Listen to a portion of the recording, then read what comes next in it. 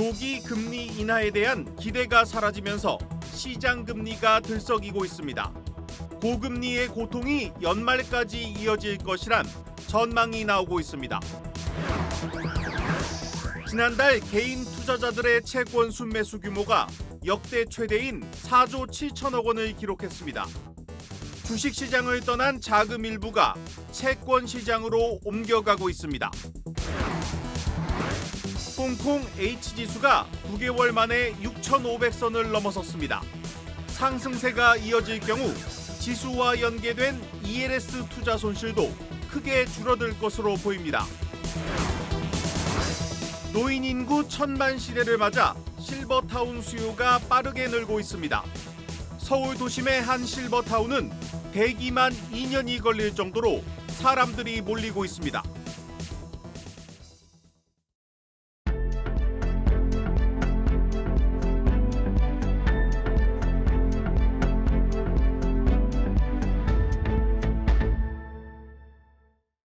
뉴스 플러스 시작합니다. 조기 금리 인하에 대한 기대가 이제 연내 금리 인하 가능성으로 뒤바뀌면서 시장 금리가 들썩이고 있습니다. 이 가계 대출이 다시 증가하고 있는 가운데 이 고금리의 고통이 연말까지 이어질 것이란 전망이 나오고 있습니다. 첫 소식 전민정 기자입니다. 우리나라 시중금리의 지표가 되는 국고채 3년물 금리가 약 2주 만에 기준금리 3.5%를 밑돌았습니다. 미국 4월 고용지표가 둔화된 데다 연준 인사들의 비둘기적 발언이 이어지면서 국내 채권 시장이 반응한 겁니다. 다시 찾아온 금리 인하 기대감에 미국 국채금리 하락세가 계속되면서 국내 국고채 금리도 지난달 29일 최고점을 찍은 이후 내리막을 걷고 있습니다. 하지만 채권 전문가들은 국고채 금리가 당분간은 최근에 높아진 수준에서 등락할 것이란 관측을 내놓고 있습니다. 연준이 시장이 예상한 대로 3분기 정도에는 인하를 이제 시작할 수 있는 근거들이 막연히 되느냐인데 그 부분을 확인하는 과정이라고 보고 있고 당장 3% 초반 레벨로 떨어지는 거를 바라보기는 좀 어렵다라고. 1분기 깜짝 성장세와 고물가 부담, 중동발 지정학적 위기 등의 변수에 한국은행이 연내 금리를 내리지 여부도 여전히 불투명한 상황. 명확한 기준금리 인하 시점이 나오기 전까지는 대출금리도 당분간 올라갈 수밖에 없어 최소한 연말까지는 긴축 고통을 감내해야 합니다. 실제 국고채 금리가 3.5% 수준으로 오르는 동안 은행채 금리가 고공행진하면서 시중은행의 주택담보대출과 신용대출의 금리 상하단 모두 올 초에 비해 크게 높아졌습니다. 고금리 부담은 기업도 예외가 아닙니다. 10억 원이 넘는 은행 계좌의 총 예금은 사상 처음으로 1년째 줄었는데 이자를 버티지 못한 기업들이 정기 예금을 해지해 빚부터 갚고 있는 겁니다. 은행들은 항상 기준금리를 내리더라도 3개월에서 한 6개월 뒤부터 대출금리를 인하를 합니다. 내릴 때는 좀 천천히 내리는 경향이 많이 있죠. 이익을 극대화하기 위한 거고. 다만 연내 미국 금리 인하 가능성에 국고채 금리는 추가 상승보다는 점진적인 하락세에 무게가 실리는 모습이어서 대출금리 오름세는 다소 진정될 것이라는 관측도 나옵니다. 한국경제TV 전민정입니다. 대규모 ELS 손실 사태의 주인공 이 홍콩 H지수가 최근 들어 빠르게 반등하고 있습니다. ELS 투자 손실이 줄어들 것이란 기대도 커지고 있습니다. 취재 기자와 알아보겠습니다. 경제부 김보미 기자 나왔습니다. 김 기자, 제가 이 홍콩 H지수의 차트를 보니까 올해 초와 비교하면 거의 30% 정도 올랐습니다. 네, 맞습니다. 1월에 연저점을 찍었던 이 홍콩 H지수가 지난달 20일 전후를 기점으로 해서 굉장히 가파른 상승세를 좀 보여주고 있는데요. H지수가 6,500선을 넘어선 것은 지난해 8월 이후 9개월 만입니다. 네, 이렇게 되면 ELS 투자 손실 규모도 좀 당초 예상보다 줄어들지 않겠습니까? 네, 맞습니다. 은행권에서는 H지수가 6,500 현 수준을 유지할 경우에 5월 이후부터 이 연말까지 추가 예상 손실액이 약 1조 1,000억 원 수준이 될 것으로 보고 있습니다. 이는 2월에 H지수가 5,700선을 유지한다는 가정 아래 추정했었던 금액의 절반 수준인데요. 이 손실률로 보면 H지수가 6,500선을 이어갈 경우에 50%에서 40%까지 낮아질 걸로 전망됩니다. 네. ELS는 일반적으로 이 만기 때 지수가 가입 당시 이 지수의 65에서 70% 이상은 돼야 원금 손실을 면할 수가 있는데요. ELS 만기가 통상 3년이기 때문에 2021년 당시 H지수의 65에서 70%, 즉 6,700에서 8,500선까지는 조금 더 올라와 줘야 완전히 원금 손실을 피할 수 있을 것으로 보입니다. 그런데 은행들이 이미 손실 추정액을 좀 충당금으로 쌓아놓았는데 이 지수가 상승한 만큼 이 배상이 좀 줄어들면 은행들 실적에도 좋은 영향이 있을 것 같습니다. 네, 맞습니다. 은행권에서는 1년치 ELS 손실, 이 예상액을 보수적으로 좀 잡고 이미 1분기 실적에다가 비용 처리를 해둔 상태입니다. 네. 때문에 1분기 순이익이 전년 대비 30% 넘게 급감한 곳들도 있었는데요. 이 만약에 연말 혹은 내년 초에 가서 실제 이렇게 좀 뚜껑을 열어보니까 실제 배상액이 예상보다 적다라고 한다면 그 차익만큼은 다시 이익으로 좀 환입이 될 전망이어서 이 말씀하신 것처럼 이 은행권 실적에도 좀 긍정적인 영향을 미칠 걸로 예상됩니다. 네, 결국 이제 홍콩 H지수가 언제까지 어디까지 오르느냐가 관건인데 전망은 어떻습니까? 증권가에서는 단기적으로 2분기 그리고 조금 더 가면 한 7월까지 봤을 때 최고 7,000선까지는 진입이 가능할 걸로 좀 내다보고 있습니다. 중국판 밸류업 국 구조 프로그램으로 기업들의 자사주 매입과 또 배당 확대가 굉장히 적극적으로 좀 시행이 되고 있고 오는 7월에 삼중 전해에서 이 파격적인 부동산 안정 대책을 내놓을 수 있다라는 좀 기대감이 커지면서 시장을 받쳐주고 있는데요. 관련해서 전문가 의견 직접 들어보시겠습니다. 중국이 배당이라든지 자사주를 지금 최근에 굉장히 강도 높게 진행을 하고 있어요. 홍콩도 보면은 텐센트 같은 경우는 1분기 자사주 매입이 작년 전년 대비 3배 정도 늘어났어요. 단기적으로는 7월 정도까지는 상승세는 좀 계속 이어질 수는 있지만 4분기 들어서서는 약간의 이제 변동성이 있을 수 있다라고 보고 있거든요. 전문가 얘기 들어보니까 이 4분기 들어서 이 변동성이 커질 것이다. 이게 어쨌든 지속적으로 상승하긴 어렵다는 뜻으로 해석이 됐는데 그 이유는 뭡니까? 일단 기업들의 배당금 지급이 7월 정도면 좀 마무리가 되는데요. 이후에 이제 투자자들의 차익 실현이 이루어지면서 일시적인 좀 시장의 조정 가능성이 점쳐지고 있고요. 그리고 또 미국의 FOMC와 대선 결과 또 중국의 어떤 부동산 기업들의 디폴트 가능성 등이 여전히 남아있다라는 점 등이 좀 변수로 작용하면서 4분기 들어서는 변동성이 커질 수 있다라는 관측들이 나오고 있습니다. 네, 잘 들었습니다. 경제부 김보미 기자였습니다.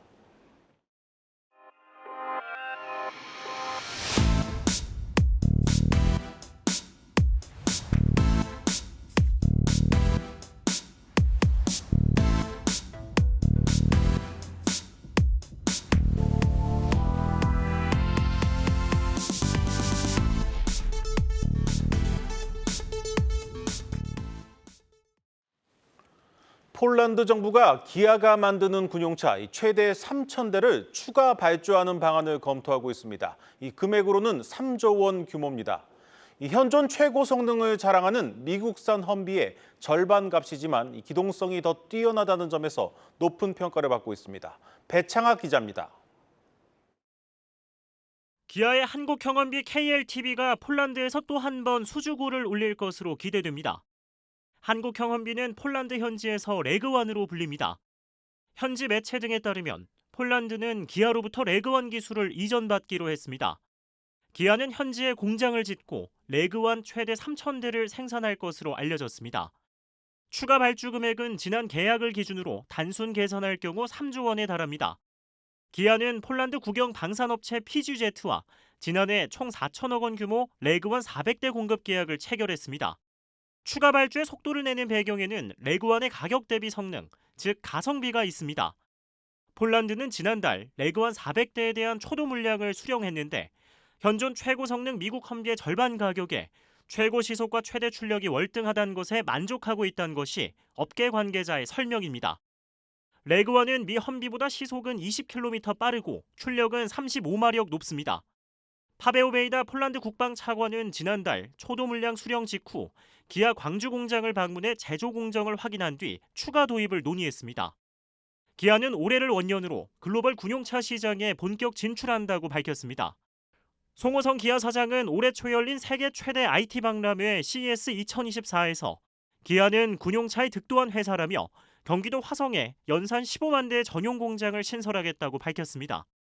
한국경제TV 배창학입니다. 내일부터 1년간 이 당근마켓이나 번개장터에서 홍삼이나 비타민 같은 건강기능식품을 사고 팔 수 있게 됩니다. 최대 10번까지 미개봉 제품만 거래할 수 있습니다. 김예원 기자입니다. 국내 최대 중고거래 플랫폼 당근의 유명 홍삼 브랜드를 검색해봤습니다. 소비자들이 판매하려고 내놓은 홍삼 제품이 쏟아져 나옵니다. 현행법상 건강기능식품은 개인 간 재판매가 금지돼 있는데 그간 불법적으로 중고거래가 성행해온 겁니다. 내일부터 이러한 불편을 해소하기 위해 한시적으로 소규모 개인 간 거래가 허용됩니다. 식약처는 1년간 당근을 포함한 2곳의 플랫폼에서 거래 제품과 건수를 제한해 일시적으로 재판매가 가능하도록 했습니다. 소비자들은 필요에 따라 건기식을 사고 팔 수 있어 환영하는 반응이지만 건기식 업체들은 소비자 안전에 대해 우려하는 분위기입니다. 품질 변질이나 미검증 제품 등 재판매로 인한 소비자 피해가 발생할 수 있다는 겁니다. 리셀러들이 과연 어디서 물건을 구매를 해서 어떻게 싸게 팔지, 국내에서 발생되는 품질 관련 이슈들은 어떻게 될지 그런 것들은 좀 걱정되는. 지난해 국내 건기식 시장 규모는 6조 2천억 원으로 이 중 26%가 선물로 판매됐습니다. 직접 사용하지 않고 재판매하려는 사람이 많을 수밖에 없는 구조인 만큼 구매가 쪼그라들 수 있다는 점도 우려되는 요소입니다. 식약처는 1년간의 시범 사업 이후 운영 결과를 분석해 제도화 여부를 결정할 계획입니다. 한국경제TV 김예원입니다. 개인 투자자들의 역대급 채권 매수 행진이 이어지고 있습니다. 지난 4월 한 달 동안만 역대 최대인 4조 7천억 원어치 채권을 사들였는데 올해에만 벌써 16조 원 넘게 채권을 쓸어담고 있습니다. 조현 기자입니다. 개인 투자자의 채권 순매수 규모가 통계 작성 이래 월별 기준 역대 최고치를 경신했습니다. 4월 한 달간 개인의 채권 순매수액은 4조 7,033억 원. 앞서 지난 2월에 이어 4조 원대 순매수세를 2번이나 기록하며 올해에만 벌써 16조 원 넘게 채권을 사들였습니다. 채권 시장의 전통적 큰 손인 보험사도 제쳤습니다. 역대 최대 규모로 채권을 사들이는 동안 개인들은 주식시장에서 발을 뺐습니다. 연초 대비 유가증권 시장에서만 6조 원대의 주식을 팔아치웠고 그 사이 코스피는 순식간에 연초 수준으로 복귀했습니다. 개인 투자자들이 국내 채권 시장의 역사를 새로 쓰기 시작한 것은 지난 2022년. 여기 지난해 기준금리가 고점을 찍었다는 기대감에 역대급 규모로 채권 순매수세가 커졌는데 올해 또다시 전년 대비 20% 늘어나며 열기가 이어지는 모습입니다. 개인들이 채권 쇼핑에 나서는 것은 채권 금리가 은행 금리보다 높은 데다 미국의 기준금리 인하가 늦춰졌지만 최소 연내 한 차례 이상 인하할 것이란 기대감도 여전하기 때문입니다. 연초 연 3.24%였던 국고채 3년물 최종 호가 수익률은 연 3.52%로 오르며 기준금리를 뛰어넘었고 5년물과 10년물 금리도 연고점을 경신했습니다. 보통 채권금리와 가격은 반대로 움직이는데 금리가 높을 때 싼 채권을 사두고 금리가 내리면 채권 가격이 올라 수익을 얻으려는 매매 목적의 투자 수요가 늘고 있는 추세입니다. 또 연중으로 보면 4월달 순매수가 많았는데 확실히 배당을 4월에 많이 받으니까 일부가 이제 채권 시장으로도 유입이 된다고 볼 수가 있겠죠. 금리 인하가 빠를 수도 있으면 매수할 기회가 별로 없을 수도 있었던 건데 금리가 반등하면서 다시 또 매수 기회가 생긴 거니까요.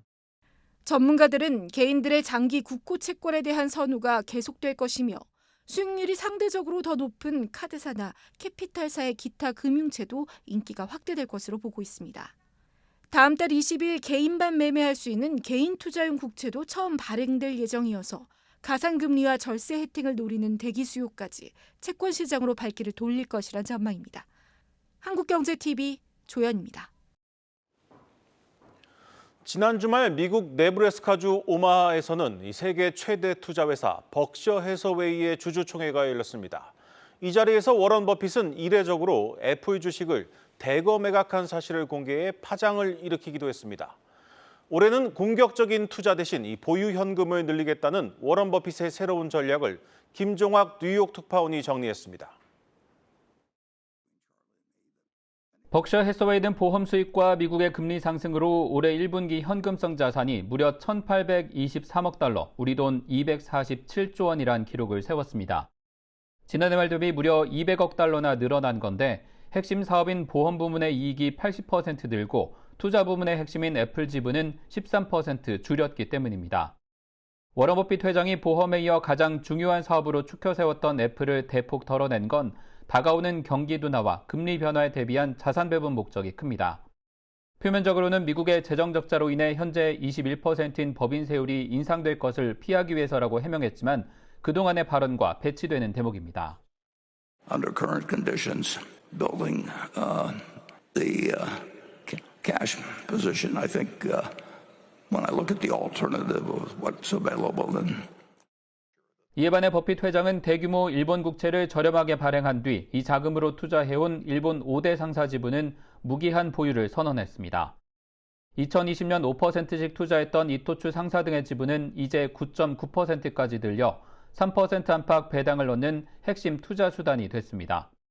워런 버핏은 미국을 제외하면 일본처럼 대규모 베팅할 곳을 찾기 어렵다면서도 훗날 인도와 캐나다에는 가능성이 있다고 시사했습니다. I'm sure there are loads of opportunities in a place like India. 워런 버핏은 이렇게 확보한 보유 현금을 올해 상반기 말 2천억 달러로 늘리고 공격적인 투자는 줄여나가겠다는 구상도 내놨습니다. We'd love to spend it, but we won't spend it unless we think we're doing something that has very little risk and can make us a lot of money. 올해 93, 적지 않은 나이라는 주변 시선에 연장전을 뛰고 있다고 인정한 워런 버핏은 내년에도 꼭 참석하겠다며 주주총회를 마쳤습니다.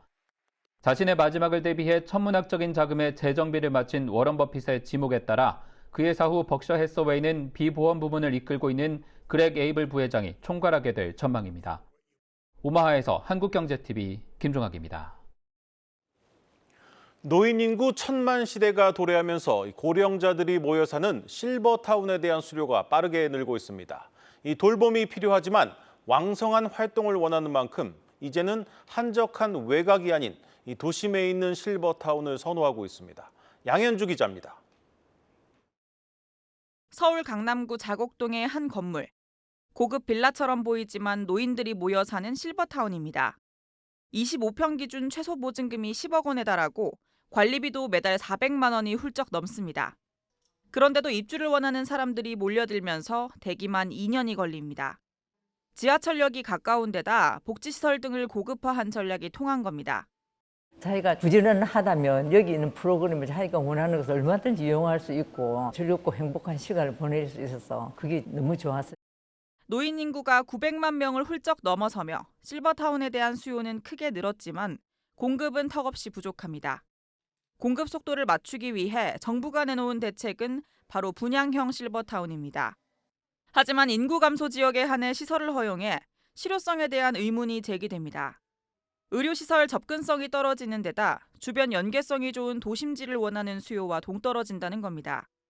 이런 정책은 노인 복지 차원에서도 불리하다는 주장도 나옵니다. 실제로 인구가 감소하는 상황에서 도심 지역에서 벗어날수록 주택 가격도 급격히 떨어지고 있습니다. 결국 노후자금 유동성에도 악영향을 미칠 수밖에 없다는 겁니다.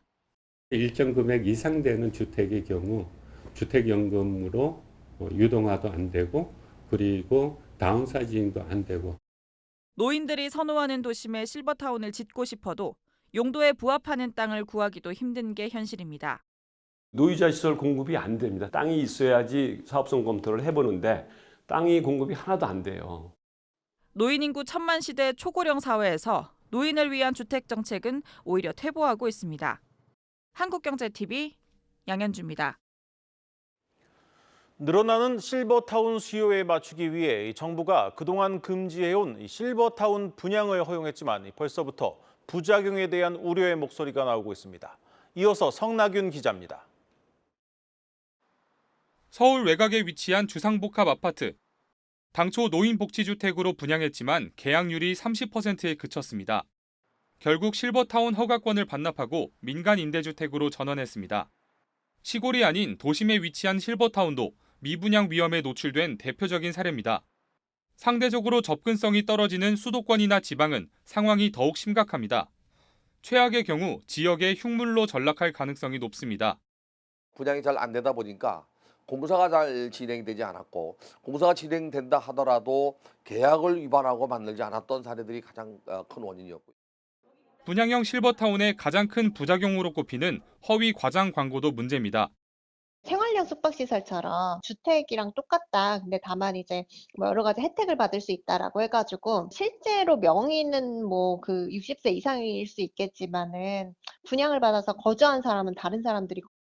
분양에 성공해도 사업자가 손을 떼고 나면 커뮤니티 시설 등이 제대로 운영되지 않는 경우도 적지 않습니다. 실버타운 분양 사업이 시작되기 전에 면밀한 제도적 검토가 필요한 이유입니다. 노인주택에 대한 정의가 국토부에도 보건복지부에도 또는 저출산 고령사회위원회에도 그 어디에도 없다라는 부분들입니다. 분양을 막았던 원인에 대한 처방이 전혀 없는 상태에서 그냥 다시 분양량을 확대한다, 공급을 한다라고 한다면 과거에 있었던 문제들이 다시 재발되고 실버타운 입주자들의 실질적인 편익이 제고되는 방향으로 대안을 마련해야 한다는 지적입니다. 과거 사례에서 나타났던 문제점들을 우선적으로 해결하지 않으면 시공사와 시행사, 신탁사들의 배만 불려줄 수 있다는 우려 섞인 목소리가 나옵니다. 한국경제TV 성나균입니다.